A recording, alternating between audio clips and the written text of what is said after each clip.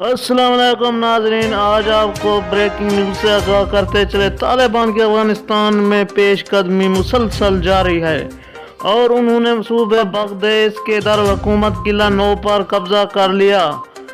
आगे बढ़ते हुए अरब मीडिया के मुताबिक तालिबान ने सूबे गौर के हुकूमत फेरोजको पर भी कब्जा कर लिया, जबकि कंधार, बरात और लश्करगाह पर तालिबान के कब्जे में जा चुके हैं। तो मजीद आगे बढ़ते हुए हम आपको अपडेट करते चलें। अरब मीडिया ने दावा किया है कि तालिबान के कब्जे में जाने वाले सूबेदार हुकूमतों की तादाद 15 हो गई है। अफगान हुकूमत ने तालिबान को हुकूमत में शामिल होने की पेशकश कर ली। ये नाजरीन बयान उस वक्त आया अफगान हुकूमत का जब तालिबान काबुल से तकरीबन 120 किलोमीटर के फासले पर मौजूद हैं। तो नाजरीन, अगर इस तरह की मजीद खबरों को जानने के लिए मेरे चैनल के साथ जुड़े रहें। इस वीडियो को लाइक करें, मेरे चैनल को सब्सक्राइब करें और घंटी के निशान को दबाना मत भूलें ताकि हर नई आने वाली वीडियो की अपडेट आपको वक्त पर मिल सके। तो जी हाँ दोस्तों, आप इस वीडियो को एंड तक ज़रूर देखें और मैं आखिर में मिलता हूँ।